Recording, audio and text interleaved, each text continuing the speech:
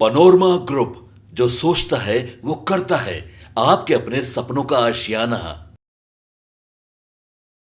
नमस्कार, भारत लाइव देख रहे हैं आप। कोटा के भीतर कोटा, सुप्रीम कोर्ट का ये फैसला, ये मुद्दा अभी तक थमता हुआ नहीं दिख रहा है। सूत्रों के मुताबिक एनडीए के सहयोगी दल और लोक जनशक्ति पार्टी के अध्यक्ष सुप्रीम कोर्ट के इस फैसले पर पुनर्विचार कर सकते हैं। देखिए, जिस तरीके से ये फैसला आया, फैसला आने के बाद चिराग पासवान ने इस पर अपनी नाराजगी जाहिर की थी। चिराग पासवान ने नाराजगी जाहिर की।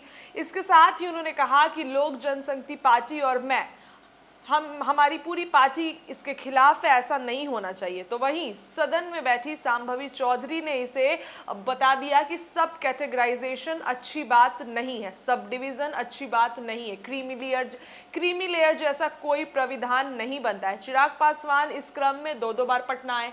पहली बार पटना आए, उन्होंने उन्होंने एक तरीके से इस बात पर उन्होंने चुप्पी साधी। ज्यादा दबाव देने पर उन्होंने ये बात कह दिया कि हम इससे सहमत नहीं है। चिराग पासवान ने नाराजगी दिखाई। इसी क्रम में जीतन राम मांझी भी पटना पहुंचे। जीतन राम मांझी पटना पहुंचे हैं और जीतन राम मांझी ने ये कहा कि सिर्फ वही लोग फायदा उठाएंगे क्या जो लोग फायदा उठाते आ रहे हैं। जो लोग ऐसा कर रहे हैं वो स्वार्थी है। चिराग पासवान गुस्से में दिखाई दिए और उसी समय उन्होंने ये कह दिया था कि हम इसके लिए पुनर्विचार करेंगे और अगर बात आगे बढ़ेगी तो पुनर्याचिका दायर करेंगे, हमारे तरफ से याचिका दायर की जाएगी।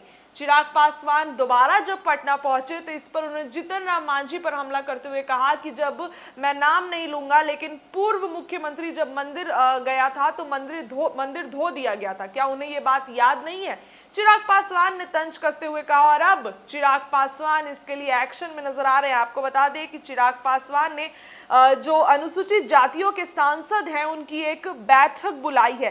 बैठक बुला के वो योजना बनाएंगे और एससी जातियों के उप वर्गीकरण की अनुमति देने वाले सुप्रीम कोर्ट के फैसले के विरुद्ध पुनर्विचार याचिका वो दायर करेंगे। तो इससे पहले वो समर्थन जुटा रहे हैं। अनुसूचित जाति के सांसदों को बुलाकर वो समर्थन जुटाएंगे और उनसे विचार करेंगे, उस पर मंथन करेंगे। आपको बता दें कि चिराग सुप्रीम कोर्ट के फैसले से असहमति जता चुके हैं और कहा कि उनकी पार्टी शीर्ष अदालत में पुनर्विचार याचिका दाखिल करेगी। चिराग के अनुसूचित जाति के सांसदों से संपर्क कर फैसले पर उनकी राय जानने की कोशिश की। चिराग ने इसके लिए मीटिंग बुलाई और मीटिंग में अनुसूचित जाति के सांसद मौजूद थे। ये कहिए कि याचिका दायर करने से पहले चिराग सांसदों का मन की बात जान रहे हैं और एक तरीके से उनका समर्थन जुटा रहे हैं, उनकी राय जानने की कोशिश कर रहे हैं।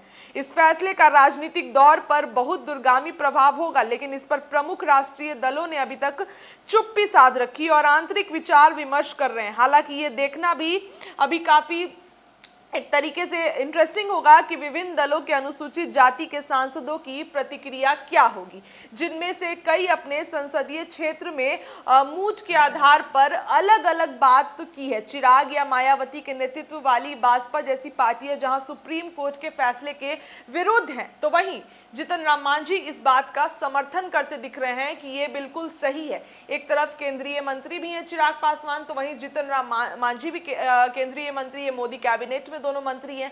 तो जहां जीतन राम मांझी इस बात का समर्थन कर रहे हैं, चिराग पासवान इस बात के विरुद्ध हैं और सांसदों की भीड़ उन्होंने लगानी शुरू कर दी है। अनुसूचित जाति के सांसदों के साथ मीटिंग कर ली है, समर्थन जुटा लिया है।